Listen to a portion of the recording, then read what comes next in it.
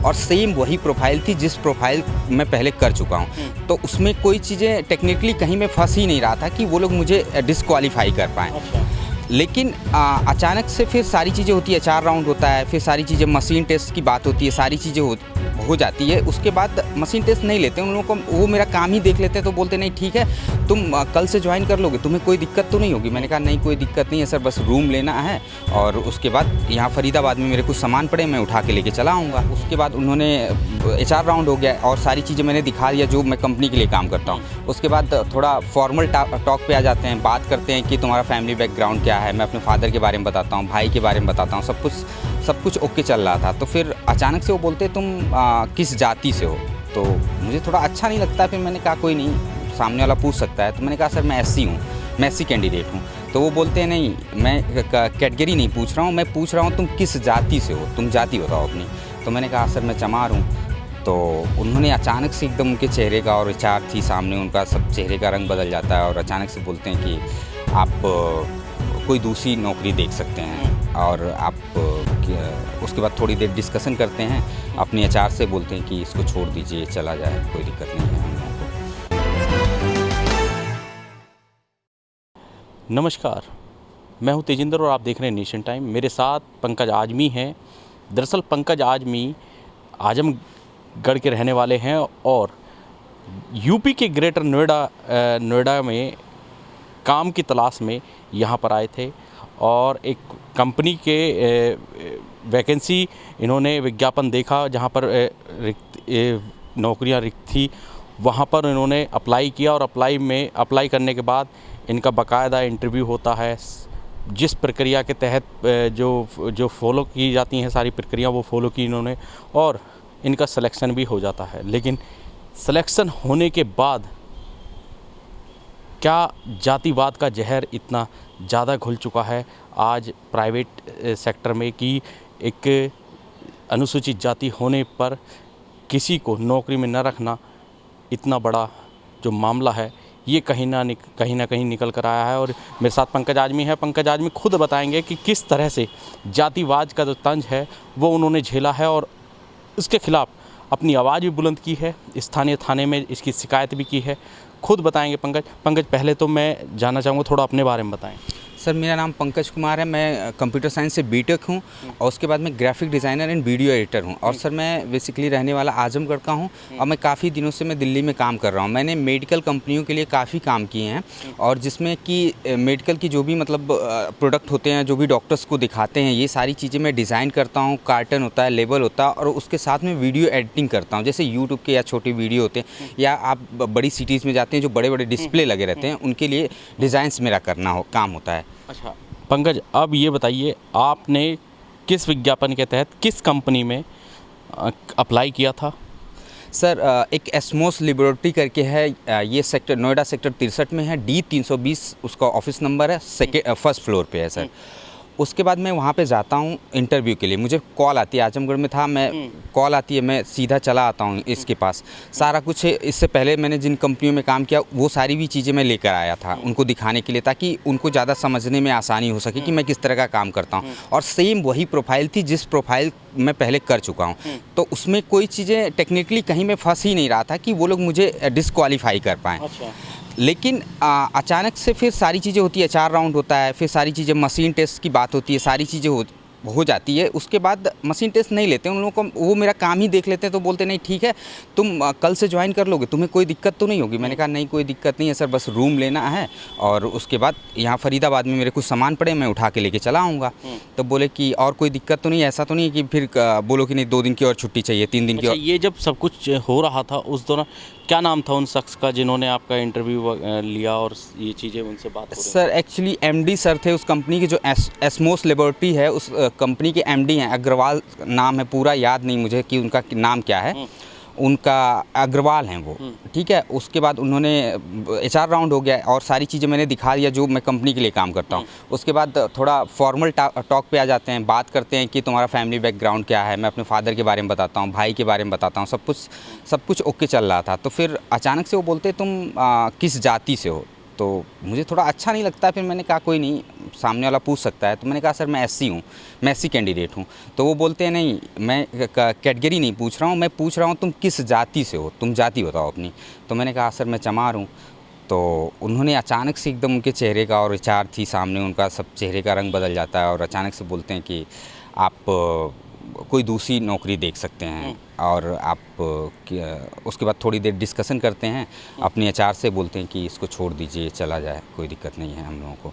मतलब जाति सुनने के बाद उन्होंने आपको डिस्क्वालीफाई कर दिया? हाँ, एकदम डेफिनेटली उसी की वजह से उन्होंने मतलब डिस्क्वालीफाई। आपकी योग्यता, आपके अंदर जो क्षमता थी, जो आपकी कार्यशैली थी, उस सब को दरकिनार कर दिया गया और केवल जाति हाँ सर, पूछकर जाति की ही वजह से मेरे साथ ऐसा किया गया। और ये अचानक से आप 1 मिनट के लिए मुझे सेलेक्ट कर रहे हो, और आप इवन यहाँ तक कर रहे हो कि तुमको रूम लेने में कोई दिक्कत तो नहीं होगी, यहाँ पे सारे रूम हैं, मिल जाएंगे, तुम्हें कोई तकलीफ़ नहीं होगी। तुम ये भी फोर्स कर रहे हो कि तुम कल से आओगे ना। ऐसा तो नहीं है कि मतलब तुम बोलो कि नहीं अभी 3-4 दिन के बाद आऊँगा, या तुम कुछ टाइम लो आने में, पक्का तुम कल से आ जाओगे ना। तो मैंने कहा कि सर 1 दिन का टाइम चाहिए मेरे को। तो बोले ठीक है। और उसके बाद ये सारी चीज़ें एकदम अच्छे से डिस्कस हो रही थी। जैसे ही जाति वाला क्वेश्चन आता है तो मैं उसे वहाँ पे अवॉइड कर देता हूँ। जैसे कि तमाम लोग हैं, एससी में भी बहुत सारी कास्ट हैं, जैसे तो धोबी है, खटीक है, चमार हैं, भंगी हैं, पासी हैं, तमाम जातियाँ हैं। मैंने कहा एससी बोल के इसको अवॉइड कर दिया जाए। तो वो फोर्सली फिर मेरे को बोलते हैं कि आप बताइए आप किस जाति से, मैं कैटेगरी नहीं पूछ रहा हूँ। तो फिर जैसे ही मैं बोलता हूँ कि सर मैं चमार हूँ, तो तुरंत ही वो बोल देते हैं, मेरे सामने उनके चेहरे का एकदम रंग बदल जाता है कि मतलब ये मेरी कंपनी में ऐसा जो भी था उनका जातिवाद, जिस तरीके से वो करना चाहते थे। उसके बाद उन्होंने तुरंत ही बोला कि बेटा तुम कोई दूसरी नौकरी देख सकते हो। मतलब मैं सर उस चीज़ को मतलब फेस किया हूँ। मतलब मुझे इतना बुरा लगा है कि मतलब हमारा ये चीज़ बोलते हैं ना, फेसबुक पे आप लिख देते हैं कि आरक्षण हटाओ देश बचाओ। ये चीज़ें बहुत आसान सी होती है। टैलेंट कहाँ पे है वो सारी चीज़ें समझ में आती है, कितने टैलेंट को दबाया जा रहा है और किस तरह से निकम्मा नकारा लोगों को एक कंपनी का एमडी या चाहे जो भी चीज़ें बनाई जा रही है, जो हमारे भारत में टैलेंट है उसको किस तरीके से ख़त्म किया जा रहा है। आप पिछले स्टोरियों को भी उठा के देख लीजिए, जो भी हिस्ट्री रही है हम लोगों की, उनमें हमेशा चाहे दशरथ मांझी रहा हो, चाहे जो भी रहे हैं, तमाम लोग अच्छे काम किए हैं, लेकिन तब भी उनके टैलेंट को कहीं ना कहीं दबाने की कोशिश की जा रही है। लेकिन मैं आवाज़ उठाऊंगा और इस पे काम करूंगा। और साथ में सर मैं उसके बाद जब मुझे इतना बुरा लगा तो मुझे कुछ समझ में नहीं आ रहा था कि मैं करूं तो क्या करूं। फिर मुझे लगा कि डॉक्टर भीम अम्बेडकर ने हम लोगों को इतनी सारी चीज़ें दी है, हमें संविधान के पास जाना चाहिए, हमें कानून के पास जाना चाहिए। तो मैं उस सेक्टर का जो एरिया पड़ता है, चौकी पड़ती है, उस चौकी में मैं जाता हूँ। कौन सी चौकी? सर नोएडा सेक्टर 63 के सी ब्लॉक में जो चौकी है उसमें मैं जाता हूँ। वहाँ पे कंप्लेन करता हूँ, पूरी रिटर्न लिखता हूँ, शिकायत अपनी दर्ज करता हूँ। उसके बाद उनको बुलाया जाता है। कंपनी के 3 एम्प्लॉय आते हैं, उसमें से 3 में से वो जो इंटरव्यू लिया एचआर और एमडी नहीं आते हमारे पास, वो कोई तीसरे लोग आते हैं, जो तीनों लोग अलग होते हैं। वो लोग, मेरे इंटरव्यू से कोई वास्ता नहीं था। उसके बाद मैं वहाँ शिकायत कर देता हूँ। फिर पुलिस वाले बोलते हैं कि आप पे इस पर कार्रवाई करूँगा। अभी तक तो कोई कार्रवाई भी नहीं की गई है। तो आपसे किसी अधिकारी या पुलिसकर्मी ने कांटेक्ट करने की कोशिश की? अभी तक कुछ नहीं। मेरा फ़ोन नंबर लिया, बोला तुम्हें फ़ोन किया जाएगा। अब क्या पंकज, अब क्या नेक्स्ट कदम होगा आपका? जिस तरह का डिस्प्रेस आपको किया गया, मैं चाहता हूं कि सर जो भी मतलब हमारे समाज में टैलेंट है, चाहे किसी भी जाति का वो बंदा, अगर वो टैलेंटेड है तो उसे जॉब देनी चाहिए, उसे मिलनी चाहिए। चाहे जैसे भी ये चाहे प्राइवेट सेक्टर हो चाहे गवर्नमेंट सेक्टर हो, हर जगह मतलब एक मतलब उनकी वैल्यू होनी चाहिए, उनके काम की। ये नहीं कि आप काम इसलिए नहीं देंगे कि आप वो छोटी जाति का है बंदा, या इस लॉकडाउन में मान लीजिए मोदी जी ने इतना बड़ा काम कर दिया कि GDP -23 कर दिया है। तो हो सकता है, मुझे तो ऐसा लगा था कि उसको डायरेक्टली ये लगा था कि इस बंदे को मैं क्यों सैलरी दूं। डायरेक्टली मैं अपनी समाज के किसी बंदे को रखूँगा, भले वो निकम्मा ही क्यों ना हो। हम उसके पास मेरा अर्थव्यवस्था जाएगी, उससे मेरी कंपनियों का, उन लोगों का बेनिफिट होगा। और ये सर हमेशा से ये चीज़ें होती आ रही है। आप कभी भी देखिएगा, आर्थिक और इकोनॉमिकल जितनी भी चीज़ें हैं, इसको OBC और SC समाज को हमेशा इन सब चीज़ों से दूर रखा जाता है। आप जो भी इनकम के सोर्सेस हैं उसमें आप उठा कर देख लीजिएगा, हमेशा इन्हीं लोगों का कब्जा रहा है। हम लोग कितने भी टैलेंटेड हो जाएं, लेकिन वो लोग हम लोगों को कभी भी आगे नहीं बढ़ने देंगे। ये चीज़ें हैं। मैं पूरी हार्ड वर्क किया हूँ सर, 2-2 बजे रात तक मैंने उन डिज़ाइनों को समझा है।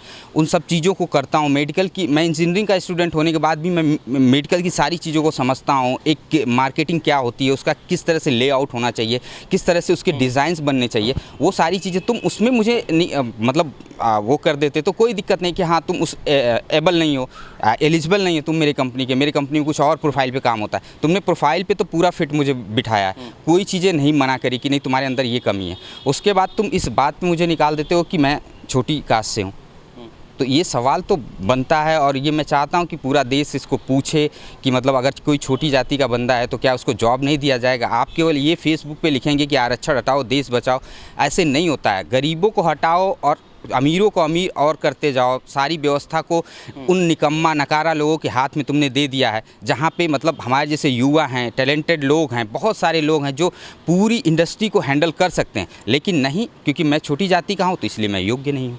ये सारी चीज़ें सर। उसके बाद मैं कंप्लेन करता हूँ, फिर मैं जाता हूँ वहाँ पे, तो वो सारी चीज़ें होती हैं, पुलिस वाले होते हैं, उन्होंने शिकायत कर लिया। इसके बाद मैं बताऊँ सर आपको कि मैंने एनटीपीसी के लिए काम किया है, दिल्ली मेट्रो के लिए काम किया है, गेल के लिए काम किया है मैंने। Mob lynching, company against mob lynching, जो तहसीन पुणे वाले और सहला रशीद थी और कन्हैया वगैरह थे, और वहाँ पे मुंबई में भी सारी चीज़ें इनकी चली थी। तो जो आप लिखेंगे कंपनी अगेंस्ट मॉब लिंचिंग, जो पहला रिजल्ट आपको गूगल पे आएगा वो मेरे द्वारा डिज़ाइन किया गया है। और आप मेरे को इस तरह से करेंगे तो मैं कैसे समाज चलेगा। चाहे देश को आप विश्व गुरु बनाएंगे तो टैलेंट को ख़त्म करके तो नहीं बनाया जा सकता ना सर। ये सारी चीज़ें हैं। अब मैं खुद इतना ज़्यादा परेशान हो गया कि कुछ समझ में नहीं आ रहा है अभी। ये कोई पंकज के साथ ऐसा पहला वाक्य नहीं है कि जैसा पंकज के साथ हुआ है, इस तरह का कोई पहला वाक्य है। इससे पहले भी काफ़ी जातिगत भेदभाव हुआ है और जो टैलेंट है उसको दरकिनार कर दिया गया है, और उसके बावजूद उन लोगों को आगे लाने की कोशिश की गई है। केवल जातिवाद का एक ऐसा तंज है जिसको जो टैलेंट के आगे कहीं ज़्यादा मायने रखता है और टैलेंट उससे कहीं कोसों पीछे रह जाता है। अब ऐसे में सोचने वाली बात यह है कि लगातार प्रधानमंत्री नरेंद्र मोदी अपने भाषणों में इस बात को रखते हैं कि हम रोज़गार देंगे, और जो लगातार सोशल मीडिया के माध्यम से, या फिर यूँ कहें कि जो मेन स्ट्रीम मीडिया है उसमें भी ये आवाज़ें उठती रही हैं कि आरक्षण को हटाया जाए या आरक्षण की एक बार फिर समीक्षा की जाए। लेकिन सबसे बड़ा सवाल यही है कि अगर इस तरह की जो बात निकल कर आती हैं, जिस तरह से पंकज आजमी के साथ हुआ है, इस तरह की घटनाएं अगर होती रहेंगी तो आप अपने भविष्य को देख सकते हैं। जो बहुजन समाज है उसका क्या हश्र होने वाला है। दिल्ली से तेजिंदर सिंह, नेशन टाइम।